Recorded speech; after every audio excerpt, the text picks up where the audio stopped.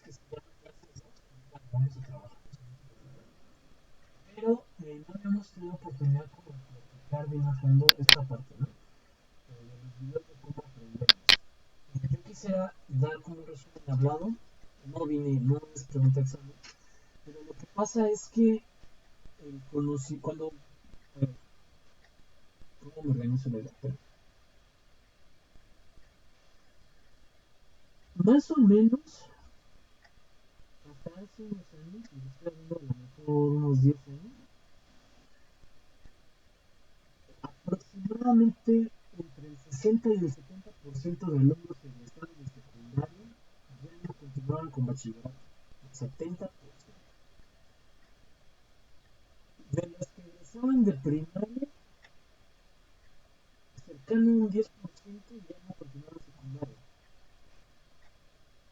Y de los que llegan a prepa y salen de la prepa, hoy en día deben de entrar a universidad, yo creo que un 30%. Habría que revisar este dato, ¿no? Estoy un poco mencionando los datos anteriores. Era un 30%, habría que ver con el nuevo censo cómo está esta onda. Entonces, hagan esas deducciones, ¿no? Quítenle de todos los que estaban en primaria, 10%. De esos que quedan, ¿no? Quítenle después un 60%. Y de esos que quedan, quítenle después un 70%. Esos son los que llegan a licenciatura. Ahora, los que salen, ese sí lo tengo. Al final, eh, las personas con estudios de licenciatura en México conforman el 10% de la población, si no me equivoco. Están muy cercanos. Eso quiere decir que hay más o menos 13 millones de licenciados en México. Y con posgrado, 1%. Eso quiere decir que hay más o menos 1.3 millones de personas con maestría o doctorado en México, ¿no? Censos 2020. Bueno, no es un conteo 2017, perdón. Entonces, el punto al que quiero llegar es que es bien complicado llegar a la universidad. O sea, a lo mejor para ustedes fue sencillo, yo confío en Dios que fue sencillo, pero quizá para muchos fue muy difícil, implicó el sacrificio mucho de sus papás, de sus tutores, que trabajen, ¿no? O sea, es muy complicado para muchas personas. Pero ya llegaron aquí, entonces ustedes pertenecen o van a pertenecer a ese 10% de la población en México. Por cada 10 personas que ustedes conozcan, o sea, es decir, ¿no? Solo uno tendría licenciatura. Y seguramente si se meten a su Facebook, ¿no? O me estaba diciendo su compañero a TikTok, no sé, a una red social que ustedes manejen, y se ponen a buscar a sus amigos, a toda su lista de amigos, vean cuántos tienen licenciatura. Quizás el porcentaje va a ser más amplio, porque pues, están en la universidad, tienen muchos amigos de la universidad, pero volteen a ver amigos de la primaria que quizás ya no están en secundaria, de la secundaria que quizás ya no están en preparatoria, o de la preparatoria que ya no están estudiando licenciatura. Y se van a dar cuenta de que es una realidad. ¿Qué pasa? Que tristemente estos videos que son muy sencillos, que son animados, que les pueden gustar más o menos, pero que tienen fuentes bibliográficas para su creación, debería de ser algo que domináramos desde primaria, ¿no? Que entendiéramos esta parte de los esquemas, que entendiéramos cómo adquirimos conocimiento, ¿no? Y cómo nos podemos entender con los demás, cómo tomamos decisiones, ¿no? Qué cosas o qué estrategias necesitamos hacer para cambiar nosotros, cambiar la comunidad y cambiar el mundo. Son cosas que no se ven, no forman parte del plan educativo, de la educación básica. Entonces, llegando a la universidad, yo daba clases en quinto, es la primera vez que doy en tercero. Siempre quería darle a mis alumnos estas herramientas para que rompieran, bueno, herramientas no son, estos videos, estos enlaces, para que rompieran un poco la cosmovisión del aprendizaje tradicional que tenemos. Hay que romper esquemas, ¿no? Hay que no ofendernos por todo. Hay que ser tolerantes, comprensivos. Por ejemplo, una persona que es un asesino, yo nunca voy a justificar sus actos, jamás. Pero sí puedo llegar a entender el origen de los mismos, que es diferente. ¿No? No me hace bueno ni malo el saber por qué o qué influyó en que se volviera asesino. Solo me hace un científico social, como todo. Hay que quitarnos las camisetas de muchas cosas, de la parte de la religión como institución, de la parte de los partidos políticos, de la parte de las corrientes políticas. de la parte, eh, no sé, de equipos de fútbol, de tradiciones familiares, de nuestra propia familia. Es decir, somos integrantes de esa familia y vamos a respetar los valores, a nuestros progenitores, etcétera. Pero como científicos sociales, tenemos que subirnos un escalón, no en el sentido de superioridad, o sea, en el sentido de ver las cosas en otra perspectiva diferente. Y en esa otra perspectiva, darnos cuenta de que no hay cosas en lo social buenas y malas al 100%, ¿no? Van en una tonalidad de grises, ¿no? Más gris, menos gris, se acerca al blanco, se acerca al negro, pero nunca es negro y nunca es blanco. Y con esto ver cosas como por ejemplo que Andrés Manuel tiene políticas muy buenas y políticas muy malas, discursos muy buenos y discursos muy malos, ¿no? Como también lo estuvo Peña Nieto, como también lo estuvo Salinas, como también lo estuvo Calderón, como también lo estuvo Fox, ¿no? Que hay cosas rescatables, que se primó una corriente económica en un sexenio, se primó otra teoría económica en un sexenio, que pudieron dar más o menos resultados, ¿no? Que a veces elementos de corrupción las impidieron, a veces fueron falta de buenos diagnósticos, a veces fueron problemas en la implementación, a veces atravesó una pandemia, ¿no? O sea, hay que ser consciente de todos estos elementos. Esa parte esquemática de nuestro cerebro que va acumulando información, tenemos que hacerla más grande, o sea, tenemos que hacerla flexible, o sea, entender, por ejemplo, que el Día de Muertos viene de la época primitiva celta, ¿no? O sea, desde ahí viene y fue variando y se adaptó después a las tradiciones prehispánicas de lo que hoy es México, ¿no? De lo que hoy es Latinoamérica. Hay que saber entender esas partes, o sea, hay que romper ese esquema y darnos la oportunidad de realmente analizar, descomponer los elementos en partes, para procesar lo que es correcto. Y muchas veces, eso lo puedo adelantar, nos vamos a llevar decepciones. Eh, por ejemplo, yo no quiero ofender a nadie, pero científicamente hablando, toda esta historia de Juan Diego no hay evidencia de que haya ocurrido realmente, ¿no? O sea, no hay evidencia. Pudo haber sido un mito católico creado, pudo haber sido, con la finalidad de buscar una menor resistencia de las comunidades prehispánicas y tal, como parte de la clase. Y entonces, como eso, la imagen tradicional de Jesús, por ejemplo, ¿no? Como guapo, cabello largo, tampoco, ¿no? O sea, no cuenta con las características de una persona que hubiera sido propia de la época de Cristo y en el territorio, ¿no? Donde se desarrolla la historia. Entonces, esos elementos que a veces están tan interiorizados, hay que saber tocarlos, ¿no? No quiere decir que te vas a poner a favor o en contra de algo, pero hay que saber que todo se puede cuestionar, que todo se puede probar, que todo se puede medir, contrastar, ¿no? Y como científicos sociales es nuestra obligación. Este es el bloque, bueno, era para este video. ¿Algo más que ustedes me quisieran comentar como reflexión de estos videos? ¿O que ustedes quieran comentar como reflexión del aprendizaje? ¿Alguna autoevaluación? ¿Alguna reflexión suya? Excelente. Yo, profe. Vaya, adelante. Bueno, a mí me parecieron, la verdad, muy interesantes y por mucho que se vean así como dice de caricaturitas, así pues a veces yo sí, bueno, admito que a veces se me hace muchísimo más fácil para comprenderlo, verlo de ese tipo de formas. Entonces me pareció muy interesante tan solo para eso, para hacer una introspección de cómo aprendemos, encontrar una mejor forma y pues analizar los esquemas que tenemos. Como mencionaba en uno de los videos, que tenemos que tener una mentalidad tanto flexible como rígida, o sea, no centrarte en lo que ya crees. También yo, bueno, antes lo visualizaba como una forma de también de desaprender. Cuando corriges algo que ya aprendiste, quieres, o sea, como que ampliar ese conocimiento. Entonces, no sé, a mí me parece muy interesante, como dice, igual considero que es algo que nos tendrían que enseñar desde chiquititos para nosotros ir formando estrategias de conocer cómo aprendemos y cómo guiar hacia un conocimiento más amplio en nuestros aprendizajes. Ok, me gustó muy bien.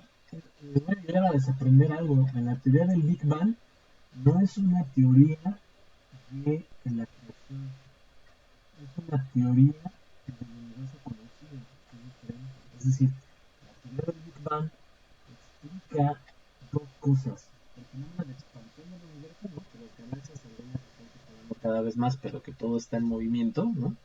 Y la alta concentración de radiación que hay en el espacio exterior. En algún punto se me fue el nombre de los que propusieron la teoría, pero en algún punto estos dos científicos observaron el universo y se dieron cuenta de estas dos cosas. Las galaxias se separan, los astros se mueven, no estamos fijos y hay una gran cantidad de radiación. La bomba de Hiroshima demostró que una explosión nuclear y con esas características generaba radiación y una explosión genera un fenómeno de expansión, ¿no? O sea, vean nada más como que Hiroshima.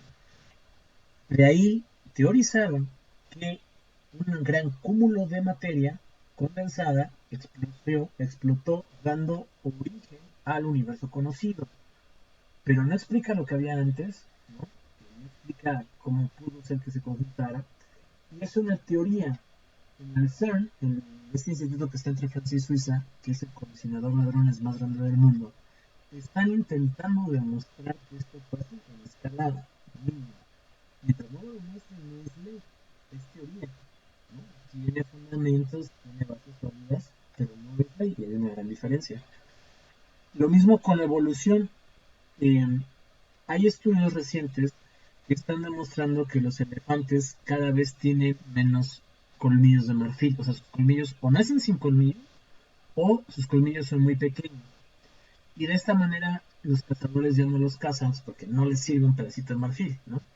Y dicen, vean la evolución, ya vieron cómo sí se adaptan las especies, cómo sí venimos del mono. Y ahí hay que hacer una pausa y decir, a ver, para tocar.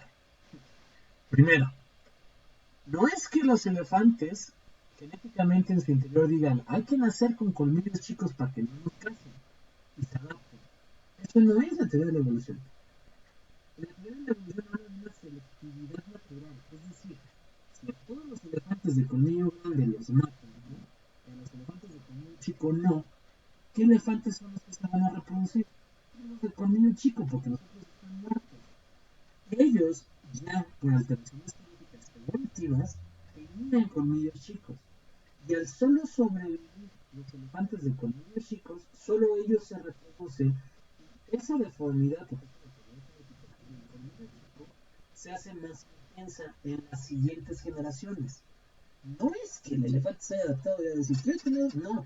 Lo que pasa es que es una selectividad natural. Se murieron todos los de colmillo grande, sobreviven los de colmillo chico. Pasa lo mismo con unas palomas blancas en Londres. La mayoría eran blancas, y luego Londres se hace superindustrial y todo se llena de hollín. Y las palomas donde se pongan se ven y se las comen las otras aves porque son blancas, ¿no? El hollín es negro. Las palomas más moteadas y un poco más oscuras se camuflajean muy bien y son las que se reproducen y sobreviven. Hoy en día, dado que ya no hay tanto hollín ahí, no hay tanta contaminación, empieza a repoblarse la variante blanca de esa paloma, porque ya no la están cazando las otras aves y ya alcanza a reproducirse más. Entonces, esa es la evolución, ese es el plan, ¿no? Por eso son estos videos, para que nos acerquemos un poco mejor a un proceso de adquisición del conocimiento más cierto. ¿Va? ¿Hay más?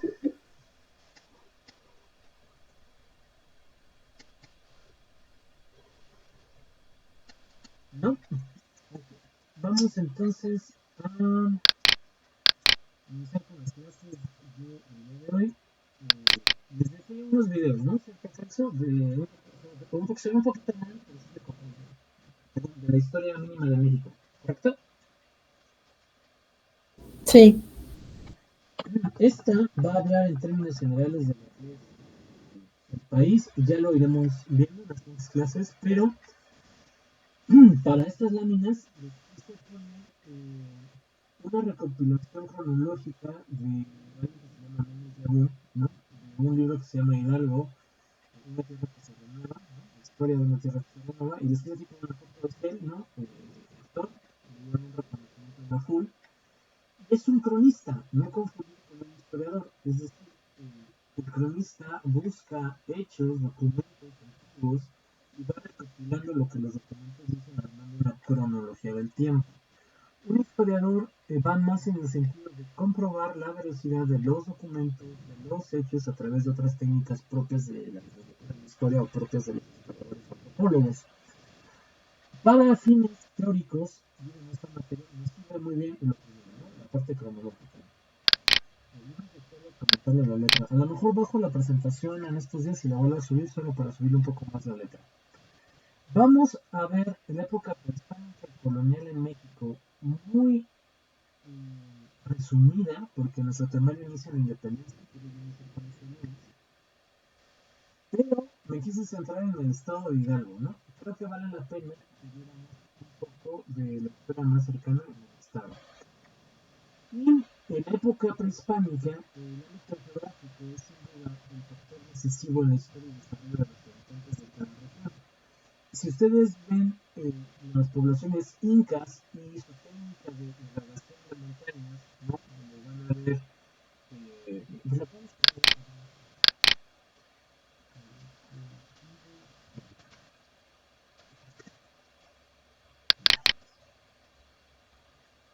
esta técnica, ¿no? De ir haciendo en esto, o sea, ven tan solo la montaña de un lado, qué tan inclinada es, ¿no?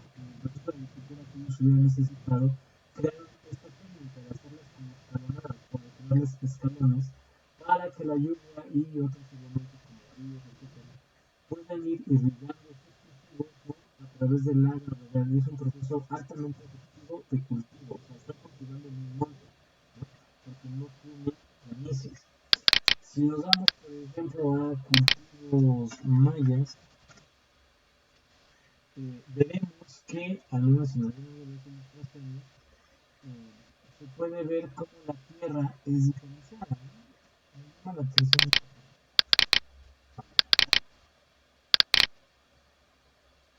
Donde, por ejemplo, si ustedes van a la parte más selvática, ¿no? Donde se centraron los mayas, se van a dar cuenta de que la vegetación es bastante, o sea, se hace muy intensa, ¿no? En toda esta parte se ve la densidad de verde, ¿no? Que se llama la selva, ¿no? Y la parte más, toda esta parte maya, ¿no? La parte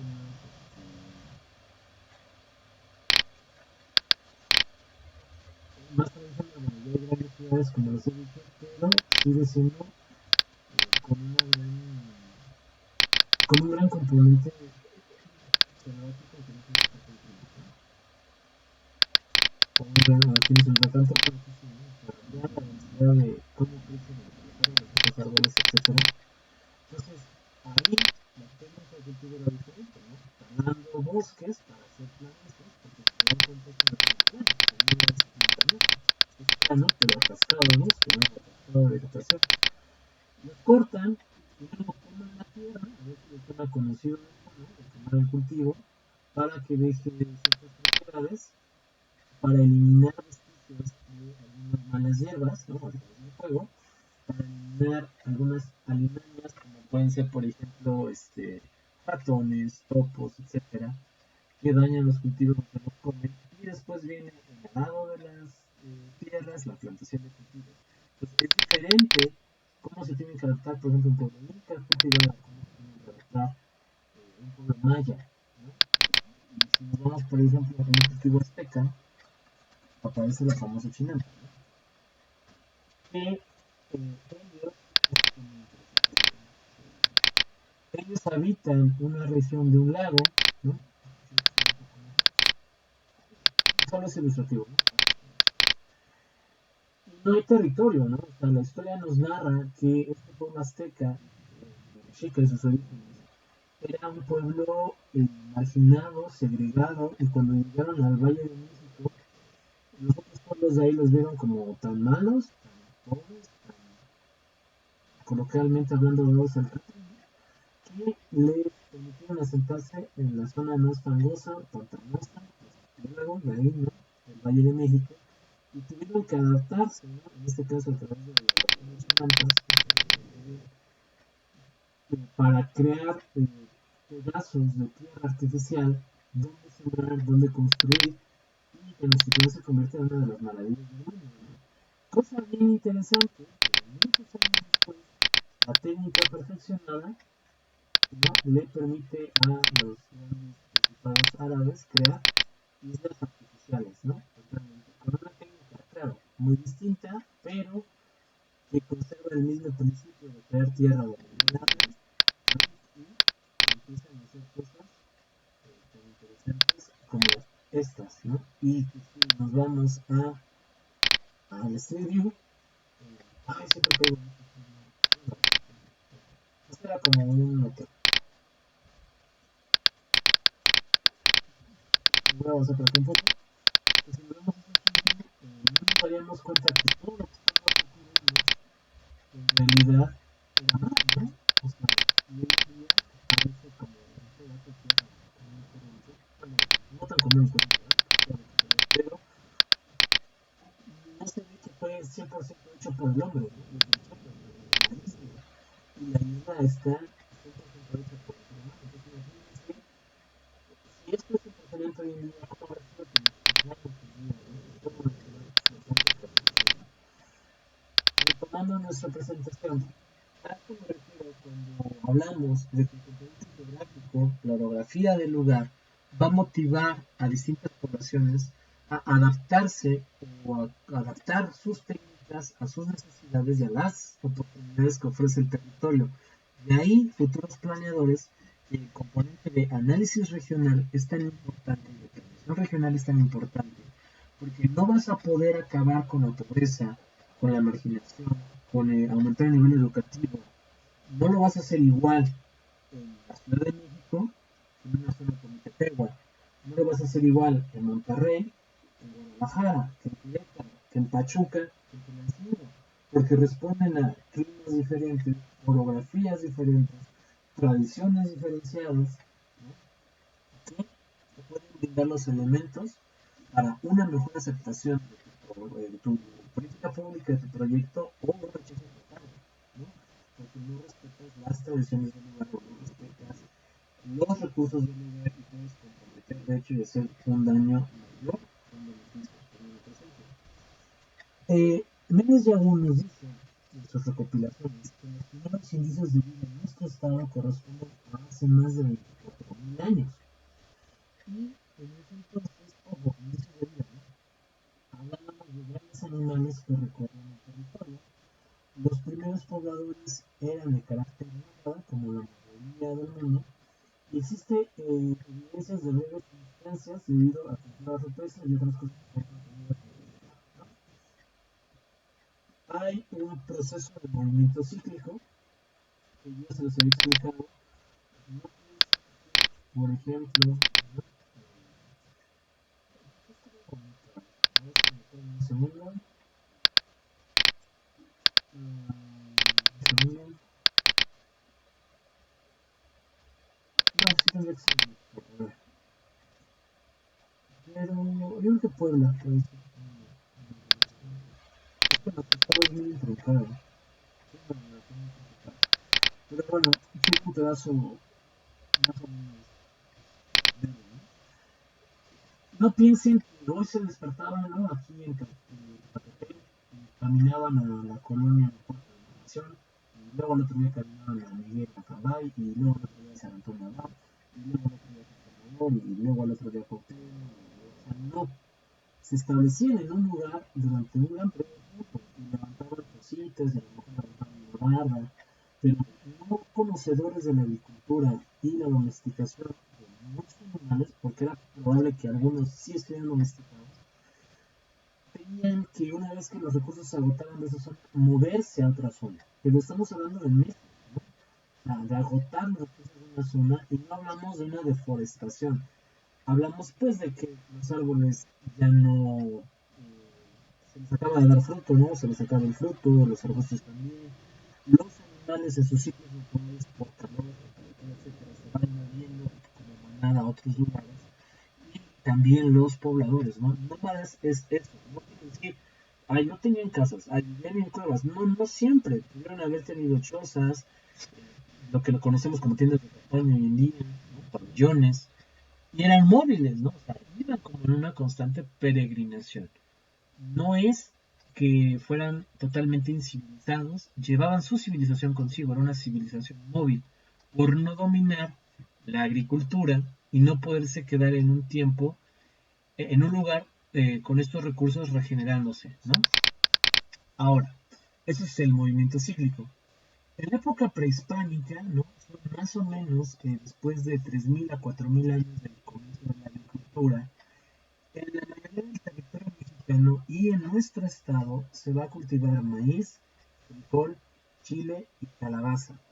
Y la agricultura y esas cuestiones va a dar origen a las primeras culturas, entendiendo cultura como un grupo de personas que comparten creencias, valores morales, ¿no? Y en algunos casos ciertas leyes que pudieron o no estar codificadas, ¿no? Recuerden que en la época de la conquista se perdió mucho conocimiento de los pueblos prehispánicos, porque los españoles los tildaban de satánicos, ¿no? Cuando en realidad los españoles eran los que introdujeron el concepto y los que resultaban ser todavía más barbáricos y satánicos. Pero bueno, eso es curiosidad. Una de las, lo vamos a ver muy rápido, eso no es como mencioné. Ojo, estamos centrados en la época prehispánica que es el estado de Hidalgo. Uno de los primeros civilizaciones son los olmecas, ¿no? La primera en asentarse en el estado, según las cronologías que tenemos, desarrollaron el arte de la cerámica, también el tallado. Aunque su desarrollo en la región no fue muy amplio, se centraron nada más en una orillita de la historia. Las evidencias encontradas indican que sus asentamientos estaban destinados sobre todo a operaciones comerciales. Es decir, esta civilización creaba, llamémoslo, pequeños mercados, o sea, no se imaginen de mercados como imagínense unas cuantas microcasitas, ¿no? Como más como una aduana, se asemejaría a las que en determinada época del año iban y ahí intercambiaban productos con otras culturas de otra región, ¿no? Como cuando vas, por ejemplo, cuando, no sé si alguna vez han ido al Cervantino, o si no son de Pachuca y vienen a la Feria de Pachuca, o van a la Feria de Puebla, o van a Six Flags, ¿no?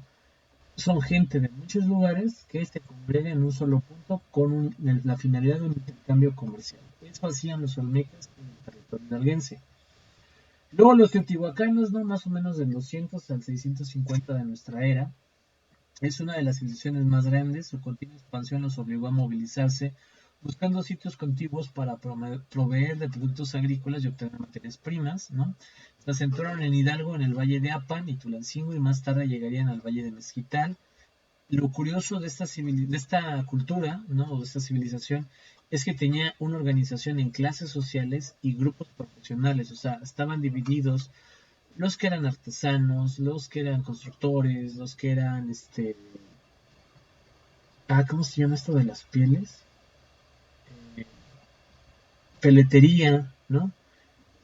Y a su vez, pues clases altas, clases gobernantes, clases religiosas, clases guerreras, ¿no? Es interesante que esta civilización tuviera un sistema de división de clases.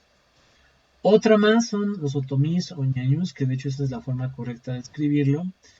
Se desconoce el origen preciso de esta civilización. Fueron fundados o fundaron pueblos en el valle de Tula y de ahí se fueron extendiendo, ¿no? Tras la caída de Tula se dispersaron en muchas comunidades otomíes. Hay nuevas poblaciones en Zuccani, que ahora es Xmiquilpan, Mañutzi, que ahora es Actopan, Dastizo, que ahora es Alfajayucan, y Mashey, que ahora es Tasquillo.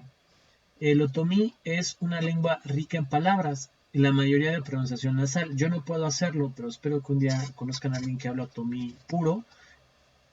Es chistoso no por burlarme, sino porque es increíble ver la capacidad lingüística que tiene el ser humano, ¿no? Con el otomí es de admirar, o sea, no, es muy complicado. Yo digo, para mí es muy complicado. Y tiene todas las vocales, o sea, A, E, I, O, U, y la gran mayoría de las consonantes del alfabeto castellano. Hay una conjunción de verbos en todos los modos, tiempos y personas gramaticales. O sea, el otomí en realidad es lo más cercano a un idioma que a una lengua. O sea, tiene una gran cantidad de características idiomáticas, ¿no? Para ser reconocido como tal. Y es una pérdida que se está perdiendo en mucho sentido, aunque hay esfuerzos de recuperarlo creo que no es suficiente, ¿no? Si alguna vez tuviéramos que aprender una lengua, ¿no? Aparte del inglés, o sea, que no solo nos interesara el inglés, sino alguna otra, yo sugeriría que lo tome por la gran complejidad del idioma, ¿no? Yo le voy a decir idioma. Los otomíes han soportado no solo las inclemencias del territorio y conquista, sino que aún subsiste su idioma y costumbres. Otro más son los palmes, ¿no? Y de hecho, sí, o sea, si ustedes van a toda la región otomí de Pegua, van a ver elementos desde precolombinos antes de la conquista que aún se mantienen vigentes, ¿no? Los palmes, dice, orígenes casi desconocidos, ubicados en la Sierra Gorda. Obviamente las fotos son actuales, ¿no? Por eso van a ver ahí algunas figuras católicas, pero esa es como, no estoy muy seguro de cuál es el mejor término para ocupar, pero quizás podemos decir etnia, ¿no? Más son ellos, ¿no? Su economía está basada en la caza y la recolección y tenían pequeños cultivos, aunque no estaban pensados o no llegaron a ser tan grandes como las otras civilizaciones. No fueron objeto de conquista ni de sometimiento, pero vamos a ver más a fondo, pero estaban tan dentro del cerro, de la sierra, que los españoles no llegaron, ¿no? O sea, son uno de los pueblos más puros que se han mantenido, y hay varios a lo largo de todo México, pero en Hidalgo son ellos, aunque son un grupo muy minoritario, ¿no? Quedaron al margen de la evangelización del siglo XVI. Los Tepehuan, ¿no? Similares, cercanos, no similares, pero cercanos a los otros, por ubicación geográfica, su nombre significa dueños del cerro, también Huasca y la Sierra Madre Oriental, practicaban el sistema de la rosa, que es similar al de los mayas, que vimos, seleccionar el cultivo, para desmontar las zonas cerradas de su cultivo, y ellos tenían una religión politeísta, ¿no? Como algunos de los elementos para destacar. Los huastecos, ¿no? Los contemporáneos y elementos antiguos, son habitantes del pez de cuero, un pueblo sedentario y agricultor, y peculiar arquitectura caracterizada por templos circulares. La mayoría de las pirámides en México son cuadradas, ¿no? Ellos no, ellos hacían pirámides circulares. Pueden buscar, hay algunas en internet.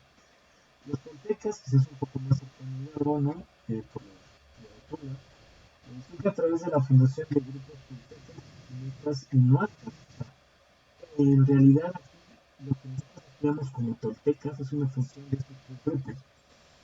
La mayor parte de sus asentamientos en Puebla, ¿no? Se desarrollaron a lo largo de 6 fases identificadas. O sea, la historia de este pueblo sí sobrevivió, los códices. En lo que se denomina, por ejemplo, Prado, Corral Tardío, Toallá, Jodo y Palacio, ¿no? Iniciando y interesa la época prehispánica. Esta es una civilización muy interesante.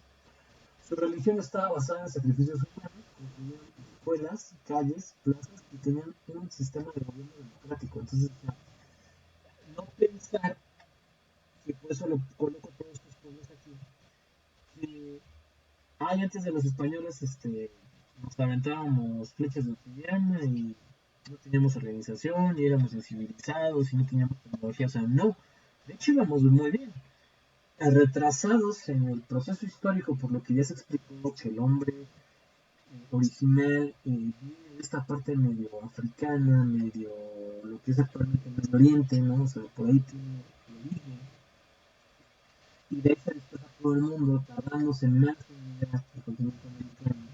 Entonces, mientras que otros pueblos descubren la agricultura y la ganadería y empiezan las civilizaciones en Babilonia, en Egipto, en Grecia, ¿no? Todos los que están migrando en ese proceso nómada aún no terminan de llegar a América, ¿no? Entonces, ahí viene ese retraso, pero no eran civilizados, tenían buenas planeaciones. Yo les apuesto lo que quieran, que sus ciudades no se inundaban, y eso que había perros muertos y basura, ¿no? Un chiste local. Que no se inundaban, que había una mejor organización, un buen trazado para las necesidades de esa región, ¿no? Que también no quiere decir que eran idóneos, ¿no? Que eran idealistas. Es decir, claro que también había o debió haber habido condiciones de pobreza o marginación o segregación, como ahorita, pero existía lo malo, ¿no? De otras civilizaciones y lo bueno también.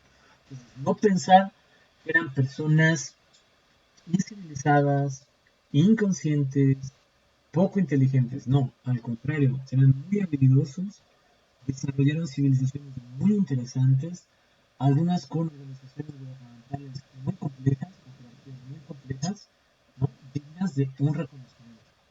Lo que pasa es que pues, la historia la van a escribir los vencedores siempre, ¿no? Los mexicas, ¿no? Que esto es como una manera de escribirlo un poco más cercano a la mitad de los dos lenguajes, tienen una historia de 39 años de permanencia en tierras hidalguenses, ¿no? O sea, se extendieron como que hasta el final del Valle de México a Hidalgo. Cada pueblo sometido era obligado a pagar diversos tributos, ¿no? A aportar personas al sacrificio o a apartar elementos para el ejército. Y para la época de la conquista son el pueblo más grande en el centro de México, ¿no? Hay que aclarar esa parte. Después pasa algo bien interesante en Hidalgo, que son los señoríos independientes. Tenemos dos, Tutepec, que hoy en día es Tenango, y Meztititlán, que sigue siendo Meztititlán. ¿Qué pasa? Al igual que los Pamnes, estos pueblos son tan intrincados. O sea, es que miren, vamos a ver, por ejemplo, vámonos al siglo XXI y vámonos a Santiago Meztititlán. Vamos a ver si vamos a ir acá. O sea, vean la carretera, ¿no? Pero traten de ir viendo que pasa el camión, todo. Bueno, pero vayan viendo la orografía como del cerro, ¿no? Lo complicado que se ve aquí con este voladero. Entonces imagínense sin carretera, ¿no? Andando a caballo o caminando. Quiero ver si puedo llegar como vista un poco mejor. O sea, imagínense andar subiendo esto. No sé si les gusta el senderismo. Yo nunca lo he practicado, pero estoy seguro que no me gustaría mucho. O sea, pero imagínense subir esto, ¿no? Andar por ahí. O sea, vean lo denso de la vegetación y los demás, pero en este caso un poco más árido. Sería muy complicado. O sea, es complicado andar en caballo, andar caminando con armaduras, ¿no? Llevando suministros con las carretas, cargando, todo todos sudosos, o sea, es complicado. Entonces, estaban tan lejos estas poblaciones del centro de México, tan intrincados en la montaña como se puede ver aquí, ¿no? Que va a ser muy difícil llegar a ellos. O sea, vean tan solo esta carretera, cómo está el trazado, ¿no? Para llegar a Tenango. Y a ver si tenemos este video. Fíjense, hasta la estrella está cortada. Vamos a ver, o sea, vean esto, o sea, imagínense subir, aquí está un poco recortado, ¿no? Pero imagínense subir esto aquí, sin una carretera, o sea, esto es una vereda que se hizo, pero el resto estaría así como que todo escarbado, ¿no? Y luego aquí cuando llueve cae se hacen unas cascadas, todo esto casi casi se transforma en cascadas, me ha tocado verlo, impresionante, ¿no? Vamos a ver si vamos a ver, a ver,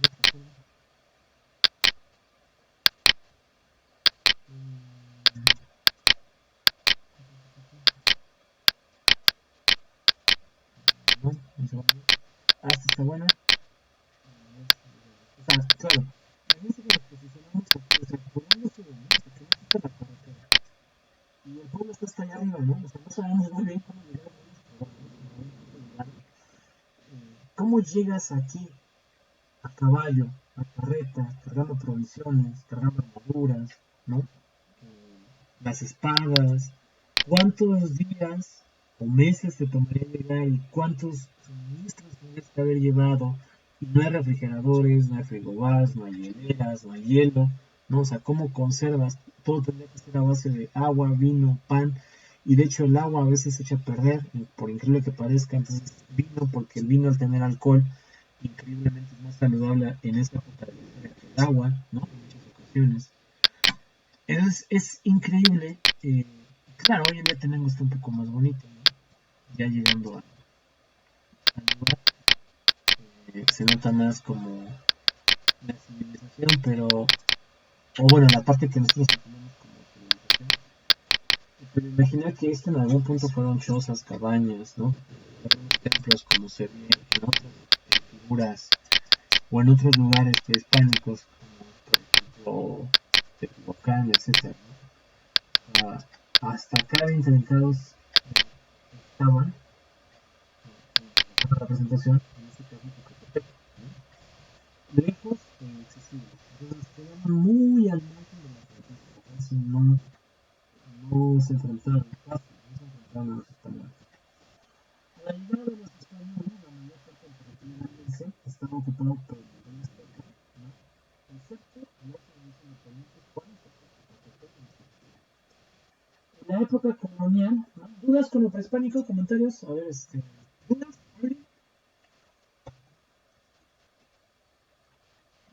No, profe. Va, en este caso, Carla, una reflexión de esta parte. Em, pues sí, en los videos, por ejemplo, estaba viendo que pues muchas de las cosas que estaban ahí pues fueron siguiendo, por ejemplo, el uso del pipián, em, en Tula que empezaron a hacer las canchas del juego de pelota, y también como dicen las tradiciones del Día de Muerto, las pirámides de Teotihuacán y del Sol y la Luna, que fueron construidas por esos tiempos. Ok, muy bien, Carla, me gusta. Pedro, una reflexión.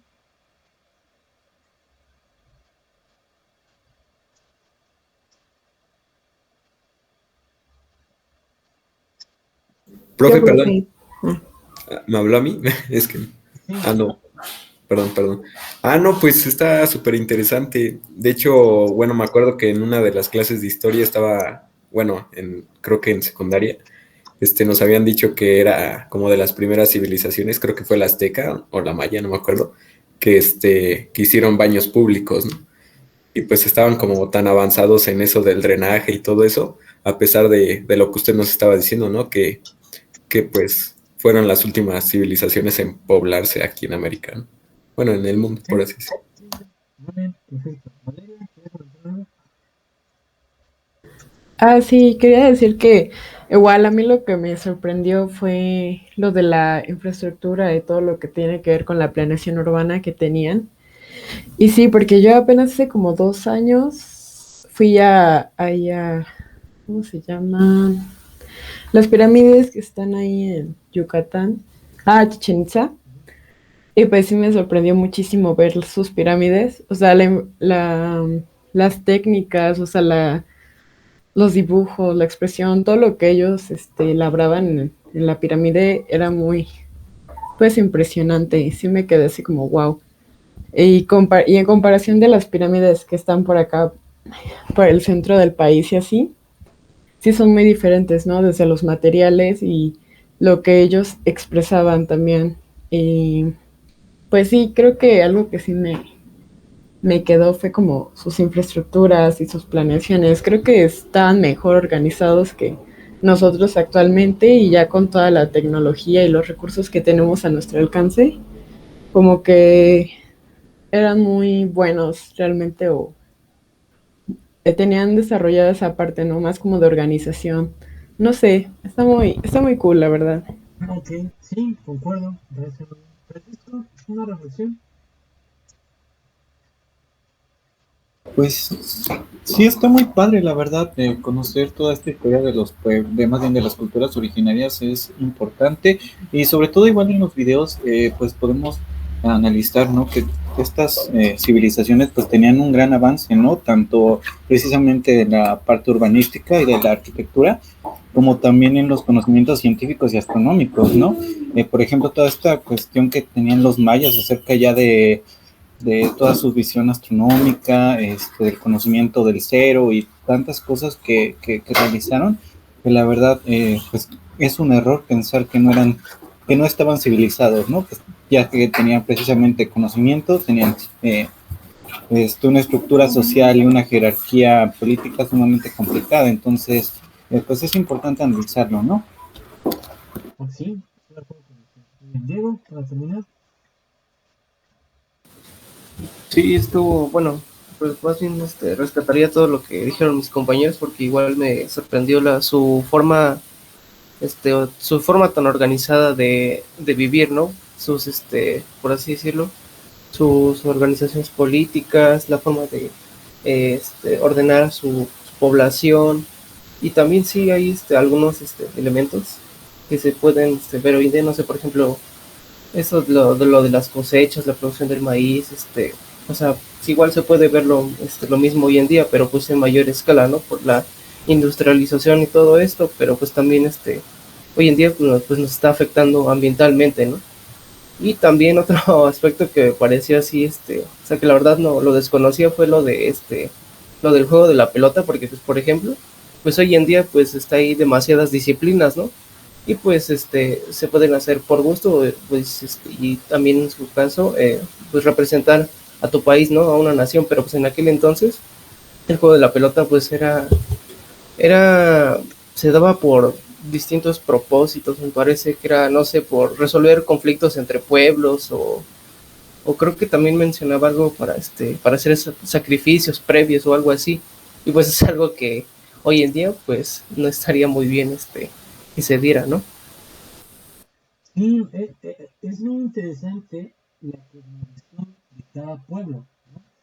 Como dice usted, o sea, ¿quién en su sano juicio aprobaría el Tratado de Libre Comercio si México le gana a Estados Unidos en las elecciones? Como que es totalmente inverosímil para nosotros, pero existió, ¿no? En algún punto de la historia hispánica, de los planos de territorio. Y habría que, valdría la pena, ¿no? Para que me interese profundizar, el ver por qué, ¿no? O sea, a ver si pues, se pudiera rescatar de dónde nace tanta, en este caso, honra, respeto en relación al juego de pelota, ¿no? Eso y muchas otras tradiciones. Gracias por sus participaciones. Para, voy a hacer un recuento bien rápido, por ejemplo, tenemos, aquí son dos, ¿no? Tres, aquí son cuatro, cinco, seis, siete, ocho, nueve, 10, 11, 12. Tenemos al menos en Hidalgo 12, 12 pueblos originarios. Y esto va a ser muy importante, una vez apúntenlo, ¿no? Porque vamos a ir viendo elementos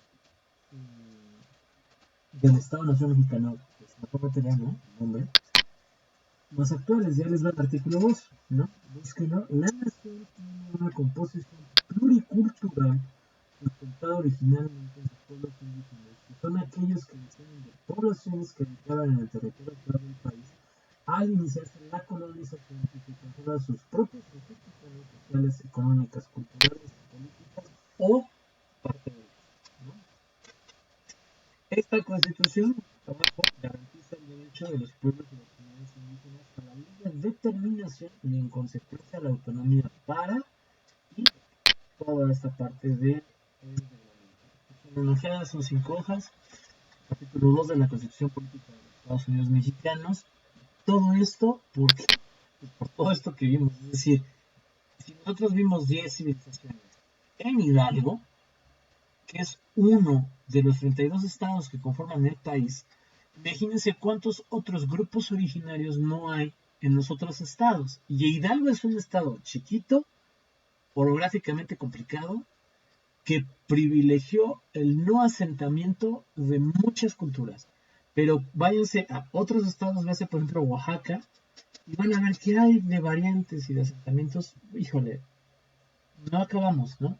Entonces, este reconocimiento a estas tradiciones, a estos pueblos originarios, está en el artículo 2 de la Constitución Política de los Estados Unidos Mexicanos, de nuestra Constitución, de la que está vigente, ¿no? Entonces, tenerlo ahí en cuenta y anotado. No es de gratis ver estas cosas, ¿va? En la época de la colonia, ¿no? Vamos a continuar con esto. Las cuatro de cuestión. El primer lugar pisado por los españoles en Hidalgo es en Napan. Menes de Agún retoma un. No me acuerdo, no me acuerdo si es pergamino o un. No me acuerdo cuál es el término que se usa para los documentos que los españoles tienen en ese momento. Pero bueno, retoman una bitácora, digamos, ¿no? En donde los españoles, en el libro está, ¿no? Y no puse el nombre, lo hubiera puesto. El que escribe esta bitácora reflexiona y escribe el paso de ciertas zonas y características que tiene la zona como una montaña en forma de que permanece en el valle de la historia. Y se puede deducir que en algún punto se refieren a los llanos de Apan, ¿no? A lo que entendemos hoy en día como Apan, ¿no? Cuando tras la batalla de Otumba los españoles marchan rumbo a las tlaxcaltecas y en este recorrido para llegar allá pisan Hidalgo, ¿no? En el territorio que actualmente corresponde a Apan. Ese es como un dato curioso. Eh, para conquistar Tenochtitlán, Cortés aprovechó el resentimiento de los pueblos sujetos a los aztecas dominados por los aztecas, ¿no? Vamos por partes. Primero esto. ¿Recuerdan que yo les dije que cuando los aztecas se asentaron en el Valle de México les dieron como el peor territorio posible? Sí, Ok, no solo eso, sino que también fueron oprimidos brutalmente por los pueblos de alrededor. Gracias a las chinampas, ¿no? Y a su sistema de organización y a su cultura propia, terminan convirtiéndose en excelentes guerreros y conquistando a los pueblos alrededor y como que les regresan lo que alguna vez les hicieron. Entonces no vean a los aztecas, a los mexicas, como un pueblo bien salvaje y conquistador, ¿no? La Roma de América, o sea, no. Ellos habían sufrido una gran opresión, en algún punto las cosas se voltean y ahora ellos son los que conquistan a otros pueblos, pero tuvieron un origen muy humilde, muy sencillo, ¿no? Entonces, es como cuando voltean a ver a Israel hoy en día, y que tiene un montón de tecnología y de armamentos, y dicen, ay, pobrecito Palestina, ¿no? Sí, pero por años Palestina y compañía le dieron en la torre al pueblo judío horrible, y eso no mucha gente lo ve. Lo de que Israel les gane es contemporáneo, es de época reciente, ¿no? De la Segunda Guerra Mundial para acá, de la modernidad. Entonces, vale la pena hacer esas aclaraciones, ¿no? Porque a veces uno no se explica, bueno, ¿y por qué pasó esto? ¿Y por qué pasó aquello? Bueno, hay una historia de pueblos, hay una historia de naciones, ¿no? Em, Hoy en día ya no nos clavamos tanto con estas cuestiones por la globalización, por la interculturalización, es decir, ya tenemos más elementos en común con todo el mundo, lo que nos permite quizás disminuir un poco las rencillas, aunque no borra las identidades, ¿no? Los franceses siguen siendo franceses, los alemanes siguen siendo alemanes, los irlandeses siguen siendo irlandeses, los mexicanos somos mexicanos, los mexicanos es una cosa bien rara, ¿no? Pero encontramos cosas en común, ¿no? O sea, como mi sudadera está hecha en Taiwán, mis calcetines en Estados Unidos, mi mexicano de Bolivia, ¿no? Es decir, ya estamos más conectados, lo veremos en siguientes semestres, pero los jóvenes adelante. En aquella época no, o sea, en aquella época somos los aztecas, somos los aztecas, somos entidades totalmente diferenciadas, creencias diferenciadas, tradiciones diferenciadas, culturas altamente diferenciadas. No encontramos lazos en común. Son ustedes y nosotros, ¿no? Que para esta teoría de ustedes y nosotros hay un autor que se llama Albert Camus. Tiene un libro que se llama, bueno, tiene varias cosas, ¿no? Pero creo que se llama El extranjero. Ahí narra muy bien lo que es la identidad de una población que se define como nosotros y lo que se define como los otros, ¿no? Es muy interesante esa parte. Regresando a esto, los aztecas no son traidores a la patria, ¿no? Traidores a México. No existía México, o sea, es un error hablar de la época de la conquista y de la colonia como México. O sea, no, cuando vimos arriba, yo les dije lo que sucedió en el actual territorio que es Hidalgo. Pero Hidalgo no existía en toda esta época, no existían estos pueblos, no existía Hidalgo. Habitaron en lo que hoy es el territorio de Hidalgo, pero no era Hidalgo. Lo mismo acá. Tlaxcala, Mestitlán, Tototepec, los aztecas, no eran México. No era México. México no existía, el país como tal. Cada uno de esos era un micropaís, un estado, por así decirlo, un estado-nación, ¿no? No un estado federal como los que tenemos, un estado-nación, con una cultura y una identidad. Los tlaxcaltecas se aliaron con los españoles para derrotar a un país extranjero, para derrotar a una cultura extranjera, a una cultura diferente, ¿no? Es como si El Salvador, Guatemala y Honduras nos aliamos para darle la torre a Bolivia, ¿no? Por decir un ejemplo. Somos culturas diferentes, tradiciones diferentes, y en la alianza los tlaxcaltecas buscaron mejores condiciones para ellos, ¿no? La posibilidad de derrotar a un gran enemigo que los oprimía, pero no son traidores a nada, al contrario, son muy leales a su propio pueblo, a las necesidades de su gente. Luego Cortés ese sí es un traidor de primera, ¿no? Traiciona a los tlaxcaltecas, ¿no? O sea, rompe la alianza. Pero los tlaxcaltecas no traicionaron a nadie. Ellos tomaron una decisión autónoma, estatal, de su no estado moderno, porque no tiene esas características, pero sí de un estado-nación de esa época. Entonces, Mestitlán y Teotepec, las unidades independientes, sí se dieron cuenta del proceso de conquista y enviaron a Cortés emisarios, pero Cortés los atacó, ¿no? Y Cortés y españoles intentaron llegar hasta allá, se dieron algunas cuantas batallas, pero al final de cuentas no terminaron conquistándolo por lo intrincado que es el cerro, que ya lo vimos. Pero aquellos lugares que no pudieron ser conquistados por la guerra, lo fueron por la evangelización, la ideología. Y para esto la película de War Machine, se llama así, sale Brad Pitt en Netflix, es buenísima. Les voy a explicar muy bien toda esta parte de los insurgentes y la contrainsurgencia, de la propaganda y la contrapropaganda, que es lo que hace Estados Unidos. Yo llego a Irak y no digo soy Estados Unidos y tenemos que conquistar al pueblo. Yo digo soy Estados Unidos y vengo a apoyarte a que te libertes de los que te están torturando. Es diferente, ¿no? O sea, vengo a apoyarte a librarte de los talibanes. No te vengo a conquistar, te vengo a librar de otro enemigo, ¿no? O sea, es lo que Estados Unidos ha hecho siempre. Y muchos pueblos, pero Estados Unidos es como el ejemplo perfecto. Acá es, ok, te resistes a la espada, ¿no? Al golpe, a la conquista. La evangelización viene con la idea de voy a salvarte del infierno, ¿no? Por ejemplo. Y voy a llevarte al verdadero Dios, ¿no? Ojo, debió haber habido monjes en esta época ya se denominaban sacerdotes, ¿no?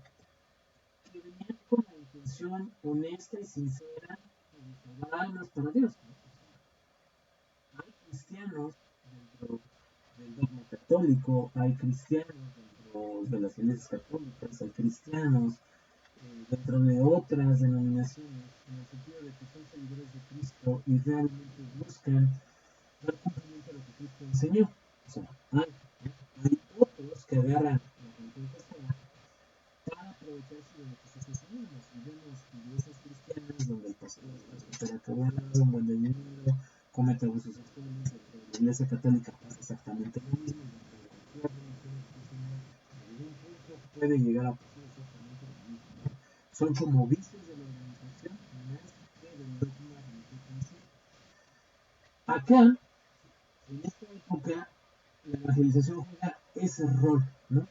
Una conquista espiritual, una conquista ideológica, la presentación de un modo de vida diferenciado, que en muchas ocasiones va a ser muy fructífero, en otras no. Y se establecen diversos centros religiosos a nivel de todo México, como Tulancingo, Puebla, Apan, Zempoala, entre otros, ¿no? Esta conquista espiritual, la primera orden en llegar a Hidalgo fueron los franciscanos, seguidos de los dominicanos, a los agustinos, al territorio de Hidalgo. En ese entonces todavía no existe Hidalgo. La evangelización persigue dos metas: la conversión de los indígenas, ¿no? La conversión de los indígenas y para lograr la sumisión de los naturales. Si no te sometes por la espada, entonces sométete voluntariamente por medio de la religión, ¿no? La Orden de San Juan de Dios fue fundada en 1725 en el monasterio distrital de Santa María Guadalupe, que actualmente es el edificio de Abasolo de la Universidad Autónoma del Estado de Hidalgo, ¿no? Dato curioso también por ahí, para que vean, obviamente la construcción original no es la que está como tal actualmente, se le fueron agregando cosas, pero el edificio data más o menos de esta época, ¿no? En esa ubicación en la que está.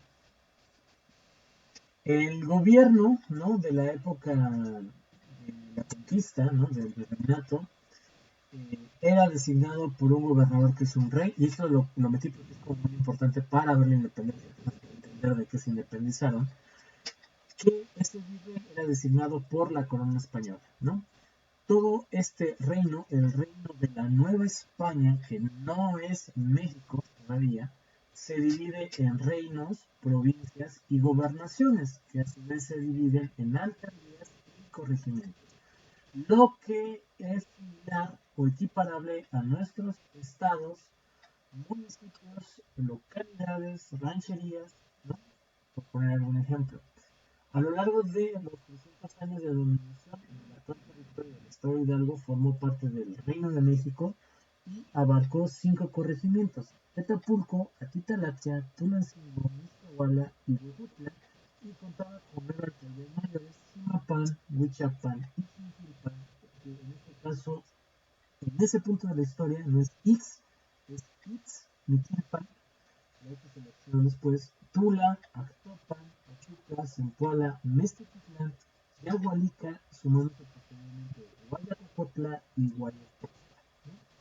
Para terminar, la economía virreinal se basa en 3 fuentes principales: actividades agrícolas, actividad de minería y plata y oro, y talleres textiles o manufactureros. Economía que, ojo, eh, durante mucho tiempo en México van a ser las principales fuentes de ingresos y generación de riqueza y de productos en nuestro territorio. Paramos aquí el compartir pantalla. Con ustedes. Comentarios, preguntas, reflexiones, compañeros, compañeras.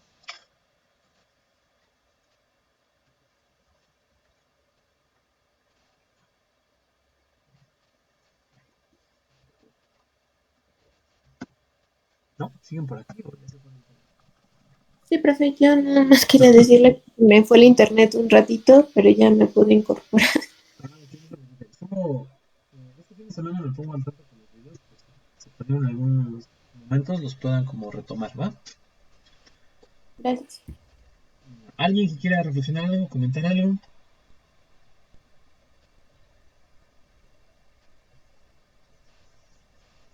No, aunque los dejo descansar porque ya es viernes. Solo quiero que precisen, ¿no? Tomen nota en su compu, en sus apuntes. Tienen que juzgar cada periodo de acuerdo al periodo. Es decir, yo puedo decir geográficamente hablando que lo que hoy es Hidalgo aconteció esto en esta época, pero no puedo acercarme y decir que era Hidalgo. Yo puedo decir que actualmente es México, aconteció esto, pero no lo entiendo como que era México, ¿no? Entonces, hay elementos diferenciados. La conquista vino a unificar una serie de territorios muy dispersos, con culturas variopintas, muy diferentes, y de repente trataron de homogeneizar a todos, ¿no? A los panes,